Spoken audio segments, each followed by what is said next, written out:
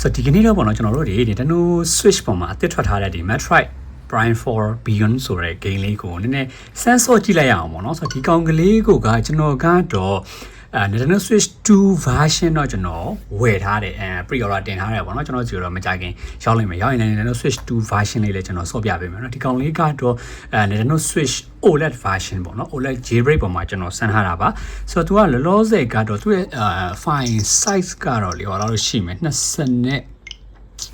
ဒီမှာ26 GB လောက်တော့ရှိတယ်သူကလေဆိုတော့ fanway ကတော့20တော့ fanway jailbreak fanway 20တင်ထားဖို့တော့လိုမယ်ထင်တယ်ဗောနော်ကျွန်တော်လောလောဆယ်စမ်းကြည့်ရဆိုတော့ဟို game down နဲ့ website တွေမှာတော့ဗျာ21 fanway 21လို့ပြရတယ်ဆိုပေမဲ့ကျွန်တော်ကတော့မှာ20.5မှာတွင်းထားတာ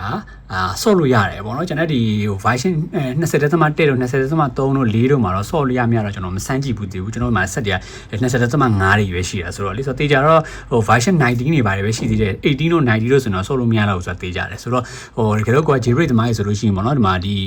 Metroid Prime 4 လေးကိုကျွန်တော်ဒီမှာလာပြီးတော့တွင်းကျင်တဲ့ဒီကျွန်တော် HL Video Game Store ဆိုတဲ့ page မှာလာပြီးတော့ game လာတွင်းလို့ရတယ်ပြီးကြလို့ရှိရင် firmware update တွေလုပ်ချင်တယ်ဆိုတော့လာလို့ update လာလို့ရတယ်ဗောနော်Okay ဆိုတော့ကျွန်တော်ကတော့လောလောဆယ်ဒီကောင်လေးကဒီဟို OLED version လေးပါကျတော့အစမ်းလေးမြည်စမ်းကြည့်တာပေါ့နော်ပထမတော့ကျွန်တော်ကဒီ game လေးကိုပေါ့နော်ကျွန်တော် jailbreak မှာရင်စမ်းပြီးတော့ကြိုက်တော့မှကျွန်တော်ကဒီ Switch 2 version ဝယ်ဆော့မယ်လို့တွေးလိုက်မယ်ဒါပေမဲ့ဟိုတကယ် overview trailer တို့ gameplay trailer တို့ကြည့်ရချိန်မှာ game လာတော်တော်လေးကိုလှတယ်တော်တော်လေးကိုမိုက်တယ်ဆိုတော့ okay ဆိုတော့ကျွန်တော်ကြိုပြီးတော့ pre-order တင်လိုက်တာဒီဟောကတော့ pre-order ကတော့ကျွန်တော်တို့မှာ6ရက် Switch 2 version ပေါ့နော်ခွေကတော့ကျွန်တော်ကြည့်ဟောလောက်ရောက်မှာပေါ့ဒီစနေတနေ့မျိုးလည်းတော့ရောက်မယ်တော့ထင်တယ်ပေါ့နော်ဆိုတော့ရောက်ရင်လည်းကျွန်တော်အကောင့်လေး unboxing လုပ်ပြီးတော့နည်းနည်း gameplay လေးစမ်းပြပေးပါမယ်နော်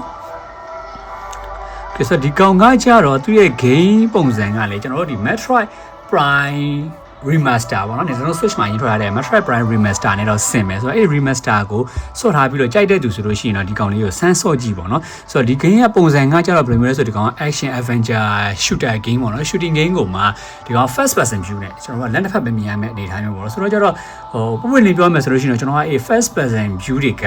ဟိုဆော့လေးမရှိဘူးဆော့လေးမရှိဆိုတာအဲ့ game တွေအဲ့ first person view ဆိုရင်ကျွန်တော်မူးလို့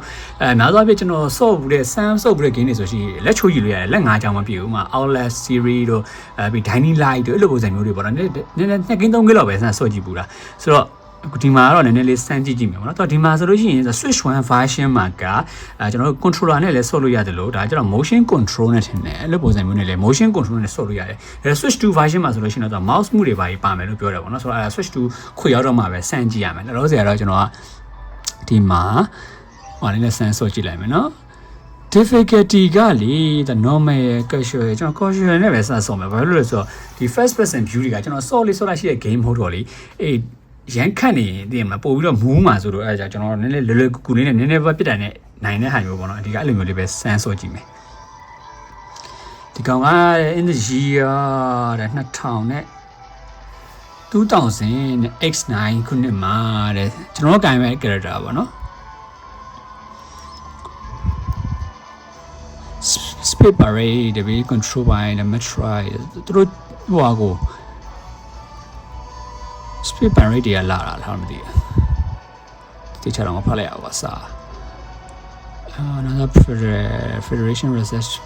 သူတို့ရဲ့ဒီ research ဟိုစင်တာတိုက်ခတ်ခံရတယ်ပေါ့နော် Galactic Federation Actual Resistance Distress Call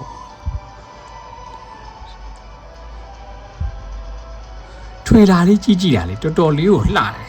Switch 2 version တော့လေ Switch 1 version တော့ဘယ်လိုလဲတစ်ချက် show ရမှာ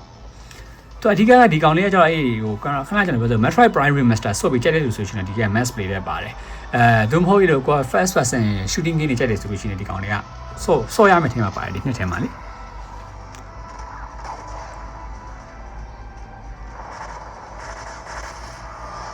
Switch OLED မှာတော့ဘယ်လိုနေထားရှိတယ်show ရမယ်ပေါ့နော်ဒါတော့လောလောဆယ် cinematic ပဲရှိသေးတယ်သူတို့ရဲ့ဒီ research center ကိုလာပြီးတော့ပိုင်ရိတ်လာလောက်တာလားမသိဘူးအဲ့ဒါကိုပြန်ပြီးခုခံရတဲ့ပုံစံလားကျွန်တော်ခဏစတစ်ချက်မှဖတ်လိုက်ရအောင်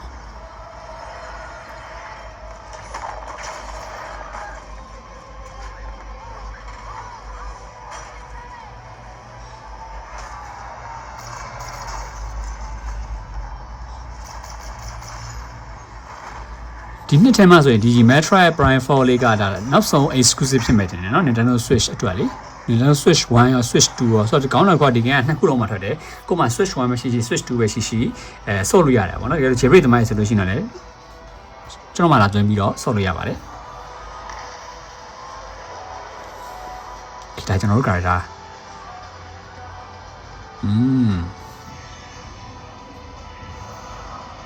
ကျွန်တော် Metroid series ကကြာ Metroid Dread လို့ပုံစံမျိုးပေါ့နော်အဲ့လိုဟို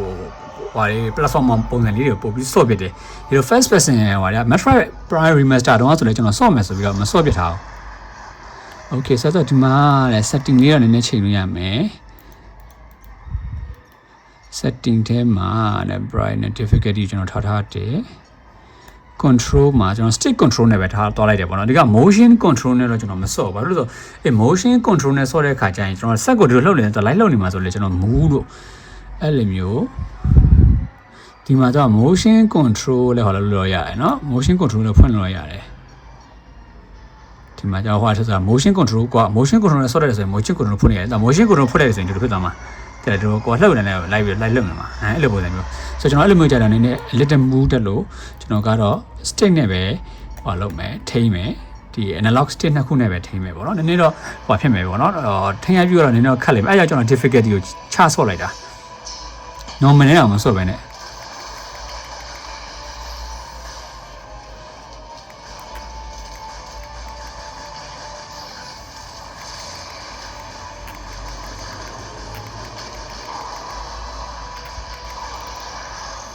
ဒါတော်ပီတိုပုံစံမျိုးပါ Okay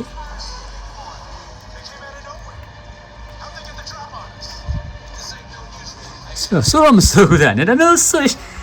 switch 2ပေါ်မှာတော့မိုက်မှန်သိရတယ် switch 1 version ရတယ်မစိုးပါဘူးတဲ့လား graphic ကလေနော်ဒီ switch 2 version ဆိုလို့ရှိရင်တော့ performance move တို့ quality move တို့ပေါ့နော် performance move ဆိုလို့ရှိရင်ကျွန်တော်တို့ဒီ portable မှာဆိုရင်ပါလဲဟို 720p လားအဲ့နှစ်ခုတော့ဟိုရှိရ performance move နဲ့ quality move ရှိတယ်တခုကတော့ quality move ဆိုလို့ရှိရင်တော့ဟိုအပြည့်ဥပမာဆို dock မှာဆိုရင် 4K အပြည့်ရမယ်ဒါပေမဲ့30 Hz ပဲရမှာလားမသိ30 fps လား60 fps အဲ့လိုပုံစံမျိုးပေါ့နော်ဒါတော့ကျွန်တော် switch to version စမ်းတဲ့ခါကျရင်လည်းပြပေးမယ်တကယ်လို့ performance move ဆိုလို့ရှိရင်တော့ကျွန်တော်ဟို graphic ကို short ချလိုက်တယ်မှာ 720p ဒါမှမဟုတ် portable မှာဆို 720p dock မှာဆိုလို့ရှိရင် 1080p လားအဲ့လိုပုံစံမျိုးရှိအဲ့နှစ်ခုကျွန်တော်တွေ့ထားတာရှိတယ် switch to version ရောက်တဲ့ခါကျကျွန်တော်စမ်းပြပေးမယ်နော်ဟုတ်လို့လေဒါတော့ကျွန်တော်ဟိုဟာဖြစ်တာမစိုးဘူးတာဆော့ရတာလေ artifact ကိုတော့ကာကွယ်နေရတာတဲ့ summits ဒါကျွန်တော်ကလည်း character main ကလေးနော်ဟုတ်တယ်မလား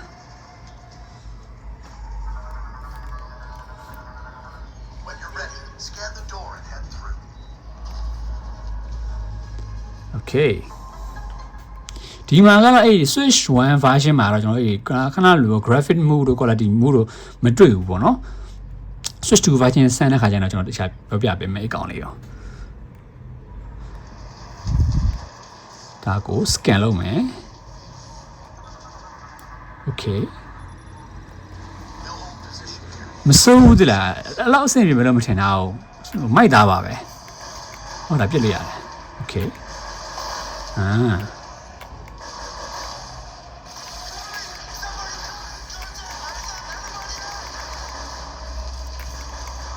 ဒီ first person lock ချလို့ရတယ်ဟုတ်တယ်လွယ်တယ်ဟာငါပြစ်တာလေမင်းဆိုင်နဲ့ပြစ်လို့ရတယ်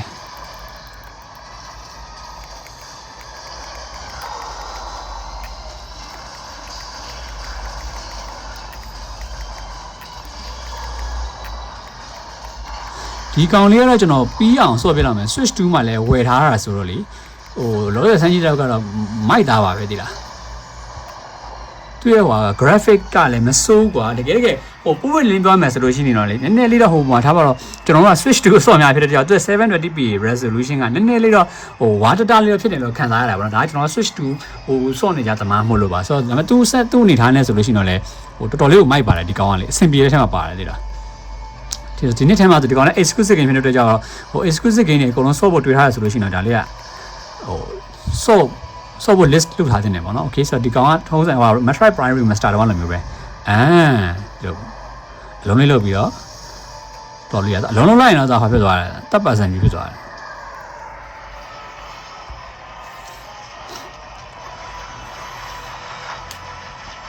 ဖြူနေကကျွန်တော်တို့ဘက်တွေဟိုဘက်က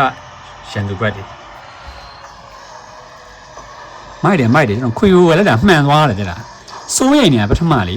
ဟိုစောအဆင်မပြေမှာစိုးရိမ်နေအခုတော့ဟိုဖြစ်ပါတယ်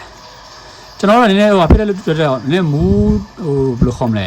ဒီ first person view တွေမူးတယ်လို့ဖြစ်တော့ကြတော့ဟိုစောမလားမသိဘူး switch to version မှာလည်းချက်ပြန်စမ်းကြည့်ရမယ်ကျွန်တော်နဲ့အဲ့လို quality မူးနဲ့ perform မူးနဲ့ဘယ်နဲ့ပို့အဆင်ပြေမလဲတစ်ချက်စမ်းကြည့်ရမယ်ဒီမှာကတော့လောလောဆယ်ဟိုမှာ switch OLED မှာတော့ကျွန်တော် default နဲ့ပဲစောနေတာအဆင်ပြေလားပါပဲ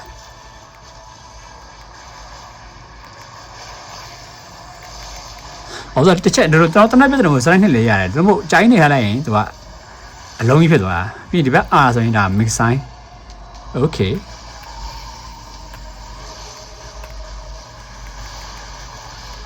နောက် switch to ရဲ့ mouse မှုလည်းကျွန်တော်ကကိုဒီမဆန်းရသေးဘူးဆိုတော့အော်လောက်အောင်ပါအေးဒီ game လေးဟို switch to version လေးရောက်လာရင်တော့နည်းနည်းလေးဟောလို့ကြည့်ရမယ် okay နှစ်ဆင့်ခုံလို့ရတယ်တဲ့ဟုတ်ပြီ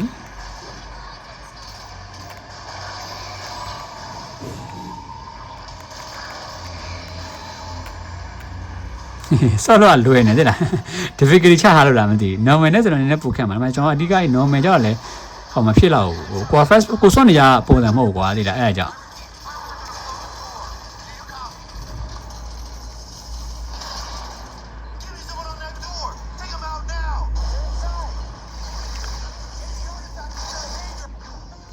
โอเค energy tank လေး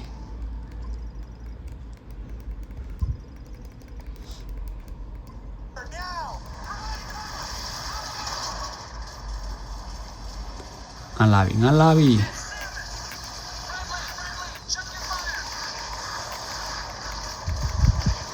ဒီ first person shooter game ကျတဲ့လူဆိုတော့တော်တော်မိုက်မှာဥမာဟိုဟာတို့ BioShock လား BioShock တို့ရှိမယ်ပြီး Borderlands တို့အဲ့လိုပုံစံမျိုးတွေဆိုတော့တော်တော်သဘောကျမှာဒီ game ကနေscan လို့ပါမှာအမဟုတ်တကောင်းမဟုတ်မိုက်တယ်ဟာဆိုတော့ jailbreak သမားဆိုလို့ရှိရင်လည်းကိုကဘာမှကုန်ရတာမရှိလို့ကြောက်စမ်းစော့ကြည့်တင်နေပေါ့နော်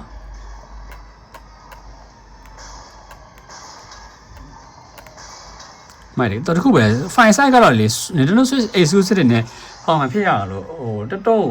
exclusive လို့ပြောလို့မဖြစ်အောင်တော့ exclusive တွေများတဲ့ဘက်က storage ကနည်းနည်းလေးတွေကွာသိရမှာဒီကောင်က storage တော်တော်လေးကိုများတယ် size တော်တော်များတယ် Switch 2 version ဆိုတော့ဘယ်လောက်ရှိမှန်းမသိဘူးဒီကောင် H-Snake scan pad ပြီးရင်ဒီအလုံးလေးလုံးကိုပြစ်ခွဲမစိုးတာကျွန်တော်ကလည်း motion control နဲ့ထိန်းတာမဟုတ်ဘူးနဲ့ဘူးနဲ့ထိန်းတာတဆင့်ပြေတယ်တော်တော်လေး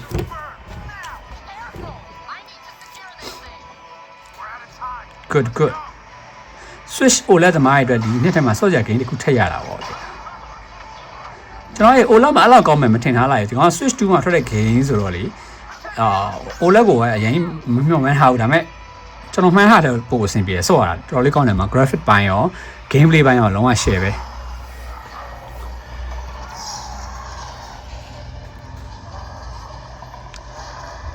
ကျွန်တော်ဒီဥစ္စာကတော့ဟိုမိနစ်20 30လောက်ပဲဆန်ဆော့မယ်ပေါ့နော်ဘာလို့လဲဆိုကျွန်တော် switch to version နဲ့မှန်ထားဖြစ်တဲ့ကြောင့်လေဒါကကျွန်တော်အဆန်းသဘောမျိုးပဲကိုယ့်ဘာသာကိုလည်းဆန်းရင်းနဲ့တခါလဲဗီဒီယိုကင်မရာလေးထောင်ပြီးတော့ဆန်းလိုက်တာပေါ့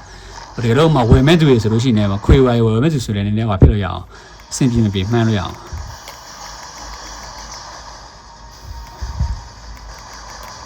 ဘာပြတ်မလားဘာပြတ်မလဲအော်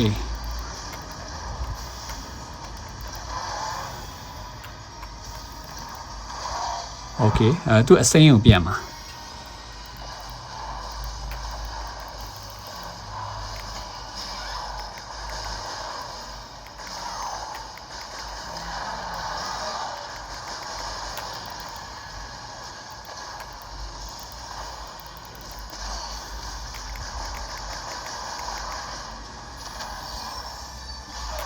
ဟောငါပဲခံနေရတယ်လို့ပဲဟာ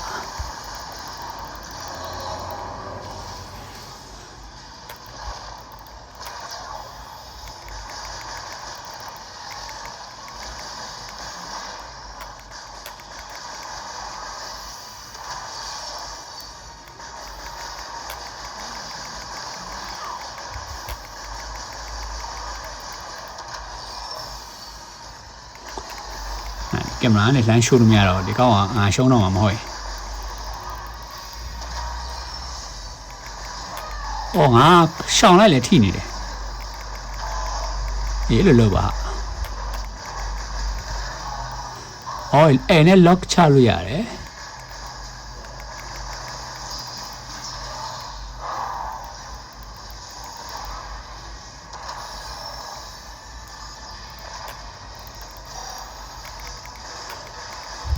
နားကခံလို့မရဒီကောင်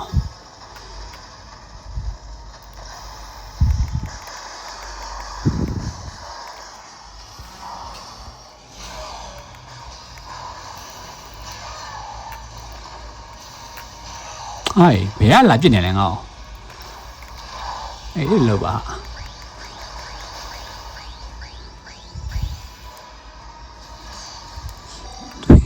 သူပြန်ပြေးလို့ရတာမတွေ့ဘူးဒုက္ခပါ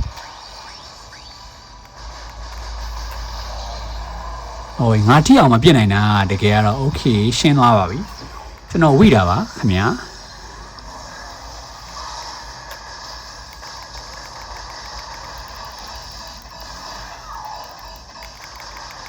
အော်မင်းဆိုင်ကဟိုရှိတယ်မင်းဆိုင်ကဟို level ရှိရတာမင်း Okay good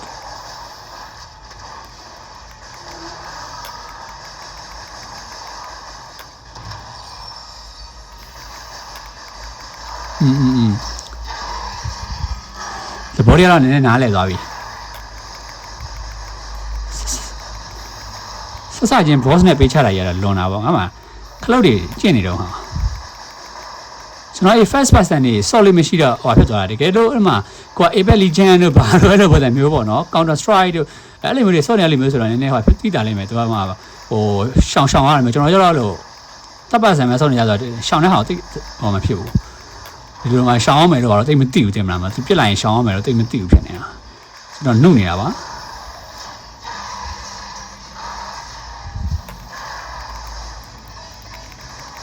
မင်းဆိုင်သုံးကောင်းလားကုန်သွားပြီမင်းဆိုင်ကဩ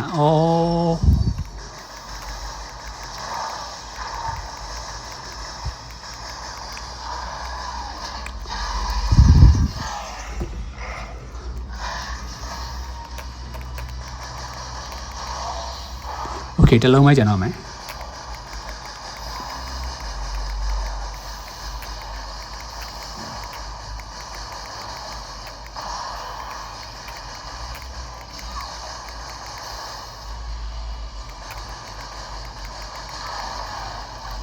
ဟိုရှောင်းလို့ရတယ်ဟုတ်တယ်ငါမရှောင်းတာကွာအဲ့တော့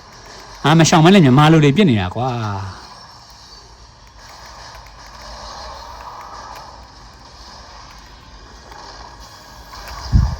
ရုပ်ဆိုးကောင်းကြီးโอเคအသားကြပါပြီအခုမှရှောင်းပြစ်လေလို့မှာကွာဂိမ်းကအဲ့တော့မြင်အောင်မြန်မာဆိုတော့မြန်မာလိုပဲပြစ်မှာတက်ပြီးပလိန်တက်ပြစ်နေဒဲကိုတင်နေတာ nice တော်တော်လုပ်လိုက်ရတယ်မစိုးဒီကောင်လေးဆောက်ပြီးရလေနည်းနည်းလေးကကျွန်တော် first person ပါလေးသဘောကျလာပြီဆိုတော့ဟောလောက်ရမယ်ဒါပြီးသွားရင်တော့ကျွန်တော် Metroid Prime Remaster ရဲ့တစ်ချက်ပြန်ဆော့ကြည့်ရမယ်ဟိုသူတို့ရဲ့ဟို research federation လာတိုက်ခိုက်တဲ့ဘဲလားမသိဘူးnice ဆိုဂိမ်းတော်တော်မိုက်တယ်ဆိုတော့ကျွန်တော်လောလောဆယ်ကတော့ switch to မှာ Hyrule Warrior Ace of Imprisonment လေးဆော့လို့ပြီးတော့မယ်ဟောလောက် 80% တော့ပြီးနေပြီသိမကြံတော့အဲ့ဒါပြီးနေဒီခွေရောက်အဲ့ဆိုကွက်တိလောက်ပဲအဲ့ဆိုတော့ဒီနှစ်ထဲမှာတော့ဒီ2025လေးကိုတော့ Metroid Prime 4လေးဆွဲနေပဲပိတ်သိမ်းလိုက်တော့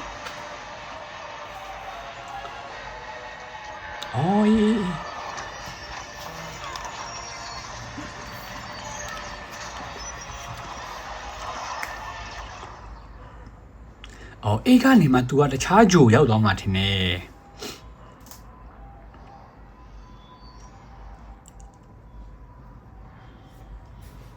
ဒီကောင်ဆော့လို့ပြည့်တေဝိုင်း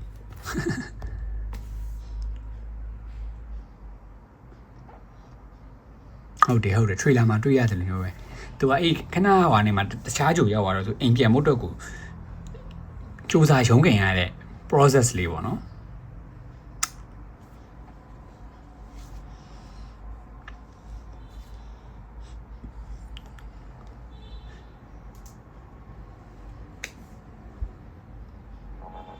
Chrono Tower လား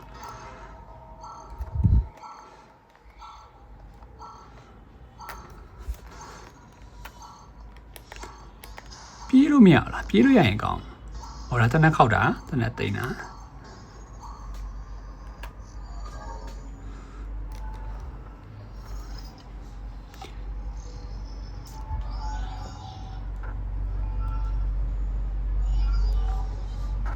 မစိုးတာဒီ game လို့လေကျွန်တော်ပထမစဉ်းစားထားတာငါ10မိနစ်15မိနစ်လောက်ဆော့နေတော့မူးမဲ့ထင်တော့ထင်တာအခုတော့မစိုးကျွန်တော်ဟိုလည်းမှန်သွားတာရွေးတဲ့ဟာလေးလည်းမှန်သွားတယ်တော့ motion control နဲ့ဆိုလို့ရှိရင်ကျွန်တော်တို့ကစက်ကလော့ကိုစက်ကိုလှုပ်နေတာလိုက်လှုပ်နေမှာဆိုအဲ့လိုမျိုးဆိုရင်ကျွန်တော်တို့ပို့မူးမှာတယ်ဒါပေမဲ့သူကanalog နဲ့ထင်းတာဖြစ်တဲ့အတွက်ကြောင့်ကွာနည်းနည်းတော့ဟာဖြစ်သွားမယ်စဆော့ကစားတော့နည်းနည်းအသားကျဖို့ခက်လိမ့်မယ်တင်မလားဒီလို first person view တွေအသိပြောပြောသလိုပဲmouse တို့ဒီ keyboard နဲ့ဆော့တာတော့အကောင်းဆုံးပေါ့နော်ဒါပေမဲ့ကျွန်တော်တို့ကဒီ console ပေါ်မှာဆော့မယ်ဆိုလို့ရှိရင်တော့ဒီ control နဲ့ကျတော့နည်းနည်းထင်းရတာဖြစ်တဲ့ဆော့လေးမရှိဘူးဆိုရင်နည်းနည်းရှုပ်ထွေးမဲ့ process လေးတွေရှိတယ်အဆင်မပြေတဲ့ process လေးတွေရှိတယ်ပေါ့နော်ဆိုတော့လောလောဆယ်တော့ကျွန်တော်တို့ကျွန်တော်နဲ့ကိုင်မဲ့ setting တွေကတော့ဒီမှာဒါ switch OLED မှာတော့ကျွန်တော်ချိန်ရလိုက်တာနဲ့ကျွန်တော် analog နှစ်ခုနဲ့ပဲထိမ့်မယ်ပေါ့နော်ဒီဘက်ကပြစ်မဲ့ဟာပြစ်မှတ်ကိုလေဆိုတော့အဲ့လည်းတော့အဆင်ပြေတယ်လောလောဆယ်ကတော့ okay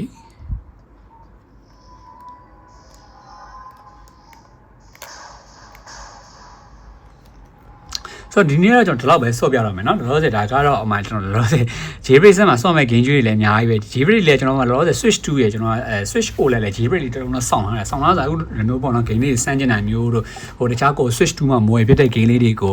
စမ်းဆော့မှာမျိုးတို့ဆိုလို့ရှိရင်တော့ဒီကောင်လေးနဲ့ကျွန်တော်ကOLED Jailbreak လေးမှာဆော့နေတာပေါ့နော် Okay ဆိုတော့ဒီနေ့ကျွန်တော်ဗီဒီယိုလေးကဒီလောက်ပဲဆိုတော့ Metroid Prime 4 လေးက Nikon ဒီအခုလောဆယ် first impression ပေါ့နော် Nikon ပြန်ချောင်းမယ်ဆိုရင် Nintendo Switch OLED ပေါ်မှာတော်တော်အဆင်ပြေပါတယ်ကျွန်တော်မှန်းထားတာအတက်ကိုအဆင်ပြေတယ်ဆိုတော့တချို့environmental graphic လေးမှာတော့ကွယ်ဒါပါတော့Switch 2ဆော့သမားဆိုတော့သိတယ်မယ် Switch OLED သမားဆိုရင်သိတယ်မှာမဟုတ်ဘူးကျွန်တော်နည်းနည်းလေး water data လေးဖြစ်နေတဲ့တချို့နေရာလေးမှာ water data လေးဖြစ်နေလေးရှိတယ်ပေါ့နော်သူတို့လည်းခိုရမှာပေါ့ကွာသိရမလားSwitch 2 game ကို OLED ပေါ်မှာလည်းထုတ်ထားပေးတာဆိုတော့အဲ့ဒါတော့ရှိတယ်ဒါပေမဲ့တော်တော်လေးကိုအဆင်ပြေတယ် graphic ဘိုင်းရော gameplay ဘိုင်းရောperformance ဘိုင်းရောလုံးဝexclusive game ပြီးတာတယ်ကွာဆော့ရတာလေလုံးဝ share ပဲဆိုတော့ဒါပေမဲ့တစ်ခုရှိရကြဒီကောင် first person view ဖြစ်တဲ့အတွက်ကြောင့်ဒီ first person ဆော့လေးမရှိရစီမျိုးဆိုရှင်တော့နည်းနည်းလေးဖြစ်မယ်ပေါ့နော်ဆော့ကစားတော့နည်းနည်းလေးအဆင်မပြေဖြစ်လိမ့်မယ်ဆိုတော့ first person view ဆော့လေးဆော့ထားရှိပြီးသားသူမျိုးကြိုက်တဲ့သူမျိုး first person shooter game ကိုကြိုက်တဲ့သူမျိုးဆိုလို့ရှိရင်တော့ဒီ game ကဒီနေ့တည်းမှာ mass play ထဲမှာပါတယ် Nintendo Switch exclusive ဖြစ်တဲ့အတွက်ကြောင့်လေနော် mass play ထဲမှာပါတယ်ဆိုတော့ကျွန်တော်လည်းဒီ game လေးကိုတော့ Switch 2 version ခွေဝယ်ထားတယ်မရောက်သေးလို့ Switch 2 version ခွေရရင် Switch 2 version လေးကျွန်တော် sensor ပြမယ်unboxing လုပ်ပြီးတော့အမှလည်း Switch 2 မှာကြိုက်တော့ mouse move တွေဘာညာတွေပါတယ်ဆိုတော့အဲ့လေးပါနည်းနည်းလေးစမ်းကြည့်ကြမယ်ပေါ့နော်တူတူကျွန်တော်တို့ Okay ဆိုတော့ဒီနေ့ကျွန်တော်ဗီဒီယိုလေးတော့ပါပဲဆိုတော့ဗီဒီယိုလေးဆုံးကြည့်ပြကြစီကျေးဇူးများကြီးတင်ပါတယ်နောက်ထပ်လည်း Nintendo Switch နဲ့ပတ်သက်တဲ့ဒီ content လေးတွေကျွန်တော်ထပ်လုပ်သွားပေးဖို့ရှိပါတယ်ဆိုတော့နောက်ဗီဒီယိုမှာကျွန်တော်တို့ပြန်ဆောင်ကြမယ်လို့မျှော်လင့်ပါတယ်ကျွန်တော်ထင်နေအောင်